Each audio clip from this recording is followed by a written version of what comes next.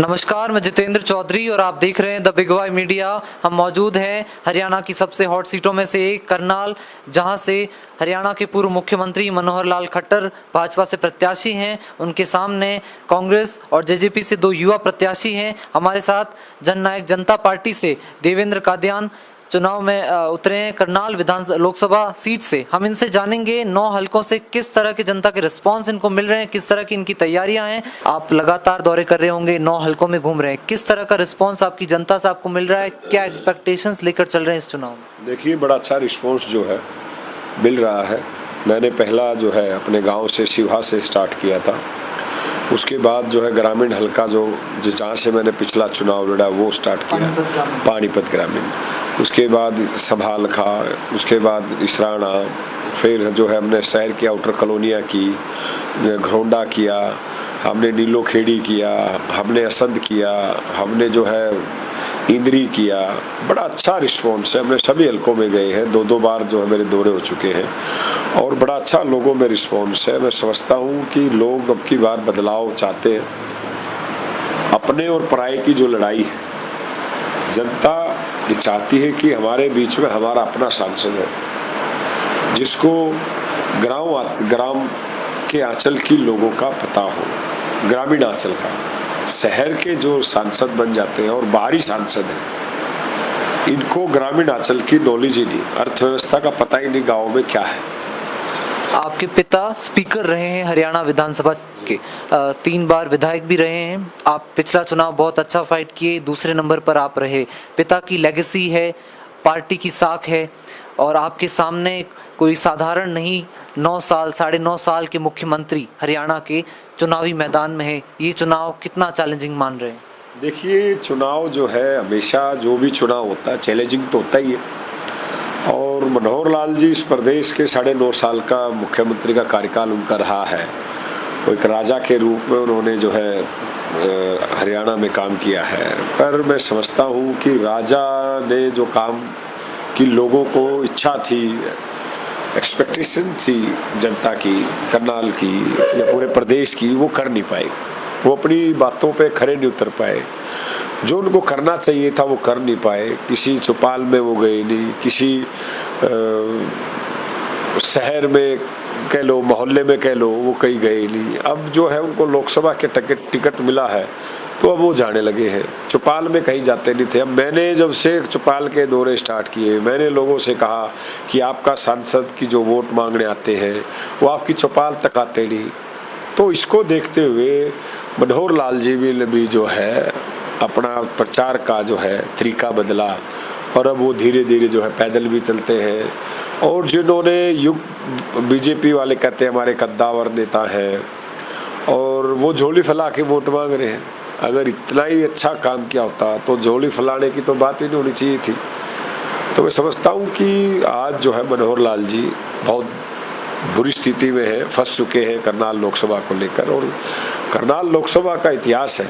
चौधरी भजनलाल जी जब आए थे तो वो कहते थे कि मैं राजनीति का पीएचडी हूँ, और पीएचडी की जो फाड़ने का जो काम किया था वो करनाल की जनता ने किया था। मतलब रिवाज बना रहेगा बड़े नेताओं को हराने का? बड़े नेताओं का नहीं, घमंड का जो है वो जो है जनता उनका इलाज करती है। जिन राजा की आपने बात की, उनके साथ आपकी सरकार में गठबंधन था 4.5 साल, आपका गठबंधन टूटा।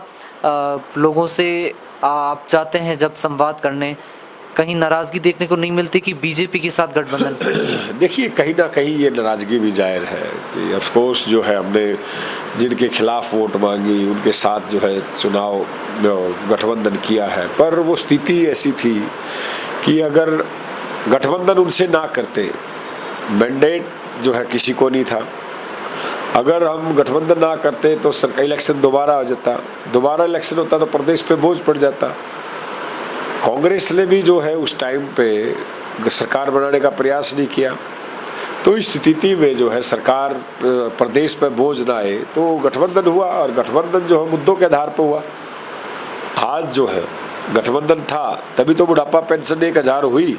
क्या आज से पहले किसी भी मुख्यमंत्री कार्यकाल में 5-4 साल के दौरान 1000 बुढ़ापा पेंशन कहीं बढ़ी है?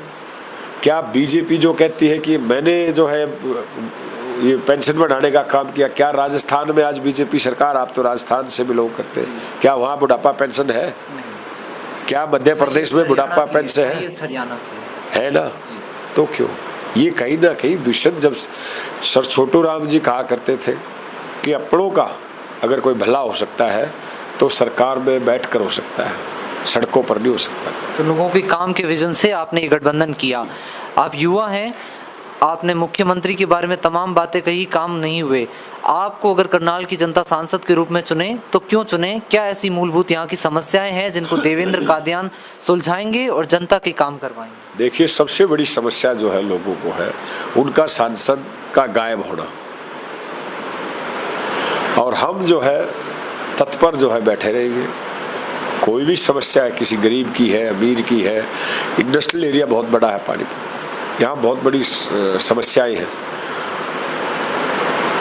और इंडस्ट्री की समस्या को मैं समझता हूँ कि आज तक सांसद साहब ने जो भी आए हैं पूरा नहीं कर पाए। लोकसभा में जो है अपनी बात नहीं उठा पाए, संसद में अपनी बात नहीं रख पाए, और भट्टा एसोसिएशन है यहाँ पे जो है वो भट्टे नहीं चला सकती। तो कहीं ना कहीं एनसीआर का जो एरिया है उससे काफ़ी इंडस्ट्री जो है प्रभावित हो रही है, और लोग यहाँ से छोड़ के जो है बद्दी या अदर इंडस्ट्रियल वाले प्लान कर रहे हैं। तो ये भी एक बड़ा फैक्टर है, इसमें कुछ समय करना चाहिए इंडस्ट्रीज को लेकर।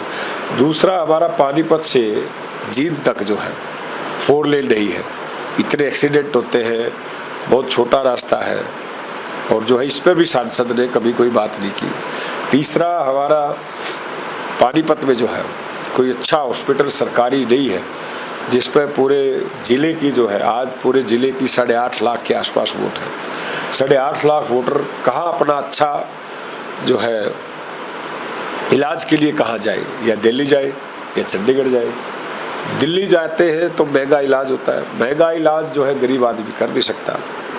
सरकार ने कहा था कि 5 लाख की जो है आयुष्मान कार्ड बनाने का काम किया। आयुष्मान कार्ड जो वाले प्राइवेट जो है हॉस्पिटल वाले वो उनका इलाज नहीं करते। तो कहीं ना कहीं बहुत सारी दिक्कतें ऐसी है जिनको ठीक किया जा सकता है, ठीक करना है। टोल है, पानीपत का सबसे बड़ा मुद्दा है टोल का। 8 साल से जो कार्यकाल पूरा हो 20 साल से टोल पानीपत पे थोपा हुआ है, जो पानीपत की जनता का इसका कोई यूज नहीं है। ये यूजफुल है तो बाहर के लोग हैं जो करनाल से या आगे से जो आते हैं, जो सीधे दिल्ली जाते हैं। एम्प्लॉयमेंट की भी समस्या है, एम्प्लॉयमेंट की तो है ही। हमने दुष्यंत जी ने जो है सरकार में रह के यहाँ एशियन पेंट की बहुत बड़ी फैक्ट्री लगाने का काम किया 100-150 एकड़ में। तो कहीं ना कहीं हमने एम्प्लॉयमेंट को भी साधने का काम किया है। 75% युवाओं को जो है आरक्षण देने का काम बिल पास किया प्रदेश सरकार ने। तो ये भी कहीं ना कहीं महिलाओं को जो है 50% जो है इलेक्शन में जो है पंचायती इलेक्शन में आरक्षण देने का काम किया। महिलाओं को 33% जो है राशन डिपो में जो है हिस्सेदारी देने का काम किया। बैकवर्ड समाज को, जो बीजेपी बैकवर्ड समाज से बैकवर्ड के बारे में बात करती है, उनके तो एजेंडे में नहीं था। हमने जो है सरकार में रहकर बैकवर्ड समाज के लिए चुनाव पंचायत में हिस्सेदारी दिलाने का काम किया। एक जब मैं राजस्थान से हरियाणा में एंटर करता हूँ, हर जगह कास्ट की राजनीति होती है, कहीं धर्म की राजनीति होती है। हरियाणा में पहुँचते पहुँचते आता है, देखने को मिलता है जाट वर्सेस नॉन जाट की राजनीति। क्या ये सच है? देखिए, बीजेपी का ही प्लान है। जैसे अंग्रेज किया करते फूट डालो राज करो, वही नीति बीजेपी की है। ये कहीं जाट नॉन जाट की बात करते हैं, कहीं हिंदू मुस्लिम की बात करते हैं। यूपी में तो इनको जाट चाहिए, वहाँ तो जैन इनके साथ चाहिए। हरियाणा में इनको जाट नहीं चाहिए, महाराष्ट्र में मराठा नहीं चाहिए, बंगाल में मुसलमान नहीं चाहिए, राजस्थान में जो है इनको मीणा नहीं चाहिए, गुजरात में इनको पटेल नहीं चाहिए। तो क्या ये जहाँ जाते हैं, जहाँ जो डोमिनेट कास्ट के लोग हैं, ये उनके खिलाफ चलते हैं, ताकि कोई भी डोमिनेट कास्ट किसी भी प्रदेश में है, उससे लोग हमेशा ये सोचते हैं कि ये हमारे पे रूल कर रहे हैं। तो उसको फायदा डिवाइड एंड रूल जो कहते हैं, वो बीजेपी कर रही है। Divide and rule. बीजेपी पर आपने तमाम बातें कही। मनोहर लाल खट्टर ने कहा 370 कांग्रेस ने एक कांटा रूपी thorns, they have stepped the thorns in Indian politics, उनको हमने हटाने का काम किया। राष्ट्रवाद की बातें करते हैं, इस चैलेंज को किस रूप में लेगा? राष्ट्रवाद की मतलब कि 370 हमने हटाया, ट्रिपल तलाक, राम मंदिर, इस तरह के मुद्दे राजनीति में लाते हैं वोटों के लिए। इस चैलेंज को किस तरह से आप जनता में उनको कंपेल कर पाए? देखिए, राम मंदिर का जो मुद्दा था, जहां राम मंदिर बनना था वहां तो बनाया ही नहीं। जहां लड़ाई थी, क्या मंदिर वहां बना है? यही मंदिर अगर लड़ाई नहीं करनी थी दोनों पक्षों में, हिंदू में मुस्लिम में, तो क्यों इतने दिन जो है इस लोगों का बेवकूफ बनाया? मंदिर बनाना था तो दूर, जैसे अब बना, पहले बढ़ जाता है। तो लड़ाई तो वहां की थी, वहां मंदिर क्यों नहीं बना? अगर मंदिर बनाने वाली बात थी तो जहां लड़ाई थी उस जगह क्यों नहीं बना? आपने बीजेपी पर तमाम हमले बोले, जो जो चीजें हुई, काम नहीं हुआ, सांसद नहीं दिखे। आपके सामने आप ही की तरह एक युवा प्रत्याशी है, दिव्यांशु बुद्धि राजा, कांग्रेस के प्रत्याशी, उन पर क्या कमेंट है? देखिए, बुद्धि राजा भाई जो है नया है, ना हमारे क्षेत्र का है, करनाल का भारी कैंडिडेट है। ये तो टूरिस्ट प्लेस वाला काम हो जाएगा। जैसे आप लोग जो है आगरा में गए, टिकट ली 20 रुपए की और आगरा में घूमे, ताजमहल देखा और घर वापस शाम को। ये तो लोग वो है, 20 दिन में टिकट मिलती है कांग्रेस की और सांसद बढ़ के दोबारा दिल्ली बैठ जाते। दोबारा जो है करनाल लोकसभा में ये मिलने वाले नहीं है। और अब की बार जो है जनता अपने को बनाएगी जो इनके बीच में रह के काम करेगी। आप अपने आप को युवा हैं, पहला लोकसभा चुनाव है, विधानसभा चुनाव लड़ चुके हैं एक आप, राजनीति में कहाँ देखते हैं? 3 महीनों में फार अप्रोचिंग, हरियाणा विधानसभा के भी चुनाव है, जेजेपी हो या देवेंद्र कादियान, व्यक्तिगत रूप से अपने आप को भारतीय राजनीति में कहाँ देखते हैं? देखिए, हम एक छोटे से कार्यकर्ता है, जनता के सेवक है और मैंने विधानसभा का भी चुनाव लड़ा है, अब लोकसभा का लड़े। जो पार्टी ने जिम्मेवारी दी, जैसे बीजेपी ने और कांग्रेस ने मिली भगत से एक कमजोर कैंडिडेट को उतार के एक कांग्रेस ने जो है थाली में परोस के मनोहर लाल जी को सीट देने का काम किया है। और हम जो है एक विपक्ष की आवाज बन के हम लोगों के बीच में जा रहे हैं और लोग समर्थन कर रहे हैं और उम्मीद है कि आने वाली 25 तारीख को जनता जो हमें आशीर्वाद देगी। तो इन्हीं उस पर हम काम कर रहे हैं और बड़ी मजबूती से चुनाव लड़ रहे हैं। हरियाणा में कितनी सीटें एक्सपेक्ट कर रहे हैं? देखिए, 10 की 10 आएगी, बाकी तो जनता तय करेगी।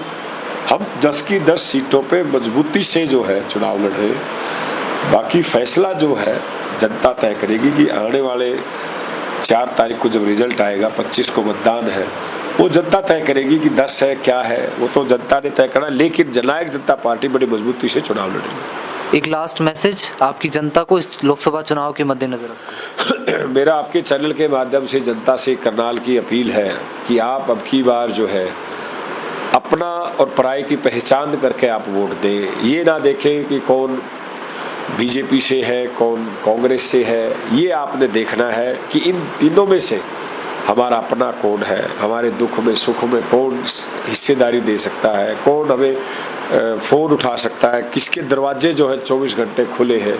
भाइयों, ये दोनों जो है बन गए। मनोहर लाल जी के दरवाजे पहले 10 साल बंद थे, आगे 5 साल फिर बंद रहेंगे। कांग्रेस वाला साथी जो है ये बन के यहाँ से गायब हो जाएंगे, मिस्टर इंडिया हो जाएंगे। मैं इनका अपना हूँ, दुख का सुख का साथी अगर है तो देवेंद्र कादियान है।